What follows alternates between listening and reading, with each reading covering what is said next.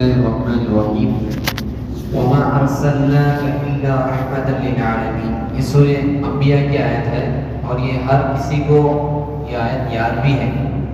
اس کا جو مفہوم ہے یہ کہ اللہ کے نبی کریم صلی اللہ علیہ وسلم تمام جہاں والوں کے لیے رحمت بنا کر بھیجیں گے۔ اللہ کے نبی کریم صلی اللہ علیہ وسلم کی بے شمار حدیث ہمارے سامنے ہے۔ من لا یرحم لا یرحم، جو کسی دوسروں پر رحم نہیں کرتا اللہ تعالیٰ اس پر رحم نہیں کرتا۔ کرو مہربان تم اہل زمین پر، تم زمین والوں پر رحم کرو گے تو اللہ تعالیٰ تم پر رحم کرے گا۔ تو ایک واقعہ ہے کہ نبی کریم صلی اللہ علیہ وسلم کے زمانے میں جنگ ہوئی تھی، تو ایک جنگ میں ماں اپنے بچے کو کھو دیتی ہے اور جو بھی بچہ اس کو ملتا ہے اس کو لے کر اپنے سینے سے لگاتے رہتی ہے۔ تو صحابہ کرام سے نبی کریم صلی اللہ علیہ وسلم بولتے ہیں کیا یہ ماں اپنے بچے کو جہنم میں ڈال سکتی ہے؟ تو کہتے ہیں کہ نہیں۔ تو اسی طرح اللہ تعالیٰ بھی اپنے بندوں کو جہنم میں نہیں ڈالتا، بلکہ اپنے اس رحم کی وجہ سے، اس صفت کی وجہ سے لوگوں پر رحم کر کے ان کو جنت میں داخل کرے۔ تو رحمت کی جو صفت ہے بہت وسیع ہے۔ اللہ کے نبی کریم صلی اللہ علیہ وسلم جانوروں پر بھی رحم کرنے کا کہا کہ تم جانور کو ذبح کرو تو پوری اچھی طرح سے ذبح کرو، اس پر بھی رحم کھاؤ، نہ کہ تم جانور کو پوری طرح سے ان کے کانوں میں، ان کے آنکھوں میں مرچی ڈال کر ان کو تکلیفیں نہ دو۔ یہاں تک کہ تم اگر چھری بھی کسی انسان کو دکھاتے ہو تو اللہ کے فرشتے اس پر لعنتیں بھیجتے ہیں جب تک تم اس چھری کو نیچے نہیں رکھو۔ قتل کرنا دور کی بات۔ یہ ہے اللہ تعالیٰ سے دعا ہے کہ اللہ تعالیٰ تمام کو نبی کریم صلی اللہ علیہ وسلم کی تعلیمات پر عمل پیرا ہونے والا بنائے۔ آمین۔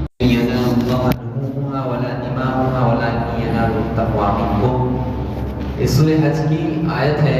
اللہ تعالیٰ قربانی کا ذکر کرتے ہوئے فرما رہا ہے کہ جب تم جانور کو قربانی دیتے ہو تو جانور کا نہ گوشت اللہ کو پہنچتا ہے نہ اس کا خون پہنچتا ہے، بلکہ اللہ تعالیٰ کو تمہارا تقویٰ پہنچتا ہے۔ اللہ تعالیٰ دیکھتا ہے کہ تم کتنا متقی اور پرہیزگار ہو۔ اللہ کے نبی کریم صلی اللہ علیہ وسلم فرماتے ہیں کہ سب سے تیزی کے ساتھ جنت میں جانے والا عمل کون سا ہے؟ تو نبی کریم صلی اللہ علیہ وسلم فرماتے ہیں اکثر ما یدخل الجنہ تقوی اللہ و حسن الخلق، اللہ کا خوف اور حسن اخلاق۔ یہ دو عمل ایسے ہیں انسان کے اندر اگر پائے جائیں تیزی کے ساتھ جنت میں جاتا ہے۔ حضرت عبداللہ ابن عمر رضی اللہ عنہ ایک مرتبہ گزر ہوتا ہے، ایک غلام بکریاں چرا رہا تھا، تو غلام سے کہا کہ ایک بکری مجھ کو دے دو اور اپنے مالک سے کہو کہ بکری کو بھیڑیے نے کھا لیا۔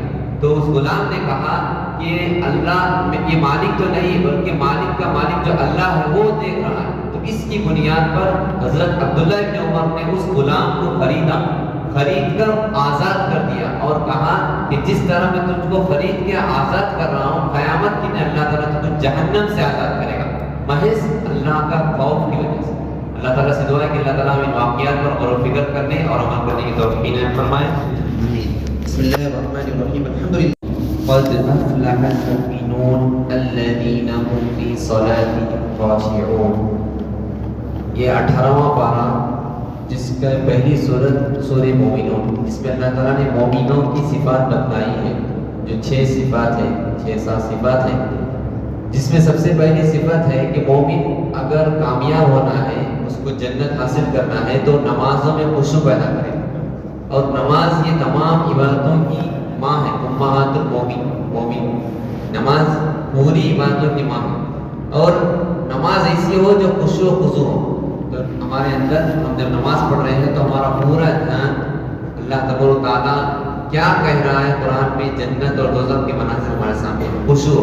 اسی طرح دوسری صفت ہے کہ لغو کام سے دور ہو جاتی ہے۔ مومن کی صفت ہے کہ وہ بیکار کے کاموں میں نہیں، جس طرح کہ آج اب تراویح پڑھ رہے ہیں تو کئی لوگ ہیں جو ہوٹلوں میں اپنا ٹائم ویسٹ کر رہے ہیں، کئی لوگ ہیں جو آج جو شیطان کے نام سے IPL کھلا ہوا ہے اس میں مشغول ہیں عبادت چھوڑ کر، اور کئی لوگ عبادت کے موقع پہ غنیمت جاننا چھوڑ کے تجارت کر رہے ہیں۔ تو یہ لغو کام کر رہے ہیں، جبکہ اللہ تعالیٰ نے حکم دیا ہے رمضان میں، تو یہ لغوات سے دور رہتے ہیں اور مومن بنتے ہیں جس زکات فاعلون، زکات کو ادا کرتے ہیں، کیونکہ زکات ادا کرنا ہے مومن کے لیے فرض ہے جس پر استطاعت ہے، اور یہ بھی مومن کرتا ہے۔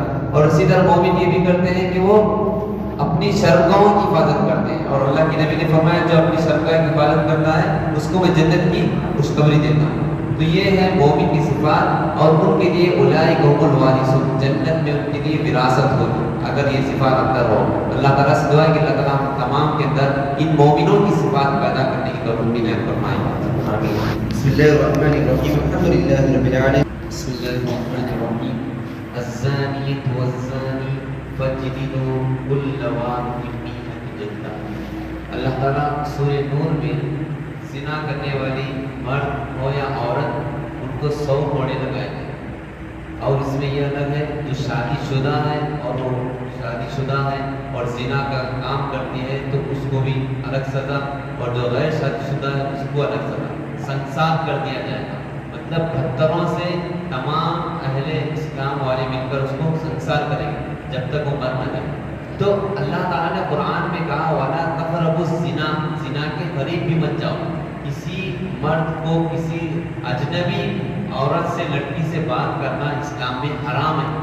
آج کل ہم دیکھتے ہیں کالجوں میں جو عام طور پہ ہوتا ہے، اللہ کے نبی کریم صلی اللہ علیہ وسلم فرماتے ہیں اگر کوئی لڑکا کسی اجنبی لڑکی سے بات کرتا ہے یا ملاقات کرتا ہے تو گویا اس کو اللہ کے نبی کریم صلی اللہ علیہ وسلم ایسی سزا دیتے ہیں کہ اس کے سر پر لوہے کا کوڑا مارا جاتا ہے صرف بات کرنے پر، اور اس طرح کے کام کرنے پر اگر کوئی گناہ ہو جاتا ہے تو اس کی سزا ہے کہ تمام اہل اسلام میں یہ سزا تھی پہلے، اب اس کی سزا نہیں ہے کیونکہ تمام لوگوں کو عبرت حاصل ہو جائے۔ اللہ کے نبی کریم صلی اللہ علیہ وسلم کے زمانے میں بے شمار واقعات ہمارے سامنے موجود ہیں کہ ایک عورت نے اس طرح کا عمل کیا تھا جس کی وجہ سے اس کو مٹی میں ایک گڑھا کھودا گیا اور آدھا کھانے تک اس کو رجم کیا گیا، پورے لوگ مل کر اس کو پتھروں سے سنسار کر دیا، اور اس نے ایسی توبہ کی جس کا نام غامدیہ ہے، ہم حدیث میں پڑھ سکتے ہیں جا کے کہ اس کی توبہ کی وجہ سے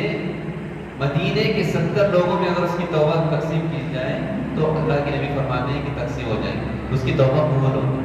مطلب اتنا بھیانک گناہ ہے زنا، اس کے بارے میں کہنا بہت تفصیل وقت لگے گا، طویل وقت۔ اللہ تعالیٰ سے دعا ہے کہ اللہ تعالیٰ ہم تمام کو اس کبیرہ گناہ سے سب کی حفاظت فرمائے۔ آمین۔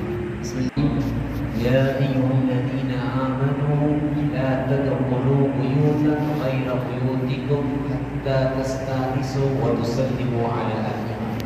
اے ایمان والو، اللہ تعالیٰ کہتا ہے قرآن مجید میں کہ جب تم گھر میں داخل ہو خود کے یا دوسروں کے گھر میں تو پہلے اجازت دو پھر سلام کر کے داخل ہو۔ تو یہ سورہ نور میں گھر میں داخل ہونے کے آداب بتائے گئے، بہت سے احکامات ہیں، ان میں سے یہ سب سے اہم ہے کہ اس میں پردے کی۔ نبی کریم صلی اللہ علیہ وسلم کے پاس ایک شخص آتا ہے اور کہتا ہے کہ میرے گھر میں کس طرح اجازت سے داخل، اپنے ہی لوگ رہتے ہیں میں ایسے ہی داخل ہو سکتا ہوں؟ تو نبی کریم صلی اللہ علیہ وسلم کا جواب سنیے کہ کیا تم اس بات کو پسند کرتے ہو کہ تم گھر میں ایسے ہی داخل ہو جاؤ اور تم اپنی ماں کو اپنی بہن کو بے پردہ دیکھنا پسند کرو اپنے ہی گھر میں؟ تو یہ دیکھیے کہ ہم جب گھر میں جاتے ہیں تو اس میں احکامات ہیں کہ 3 اوقات میں اجازت دے کر جائیں۔ صبح کے وقت سونے کا وقت رہتا ہے، اور اس میں دوپہر کے وقت فیلولا کا وقت ہوتا ہے، یہ بھی سونے کا وقت ہوتا ہے۔ یہ اسی لیے سوتے ہیں کہ شیطان کو یہ گرا گزرتا ہے، شیطان سوتا ہے، تو نبی کریم شیطان کی مخالفت کے لیے دوپہر میں تھوڑی دیر آرام کرنے کا وقت ہے۔ اور تیسرا وقت رات کا ہوتا ہے۔ یہ 3 اوقات میں اجازت لے کر جانا ہے، چاہے اپنا ہی گھر کیوں نہ ہو، تو ہم اجازت لے کر جائیں۔ دوسری بات، اجازت اس طرح دے وہ سلام کر کے لے، اور 3 مرتبہ کہے سلام، اس کے بعد اگر جواب نہیں آتا تو واپس جائے۔ اور یہ بھی ہے کہ باہر سے اگر پوچھا جائے کہ کون ہے تو میں نہ کہیں بلکہ میں عبداللہ ہوں، ابو بکر ہوں، عبدالرحمن، اپنا نام کہیں۔ یہ بھی اس کے احکامات ان کو سورہ حجرات کو معلوم ہوں۔ تو یہ پردے کا اہتمام ہم ضرور کریں۔ آج کے معاشرے میں اس کو بہت گرا کر دیا، نیچے گرا دیا گیا ہے، پردے کا کچھ بھی اہتمام نہیں ہوتا ہے، اور پڑوسی اس طرح آ جاتے ہیں کہ وہ اپنے گھر والے ہی گھر میں آ جاتے ہیں، آنا جانا ہو جاتا ہے۔ تو ہم سلام کرتے آئیں، سلام کرتے جائیں، جتنا ہو سکے اجازت کے ساتھ آئیں۔ اللہ اور اس کے رسول کے احکامات پر اللہ تعالیٰ میں احکامات پر عمل کرنے والا بنائے۔ بسم اللہ الرحمن الرحیم۔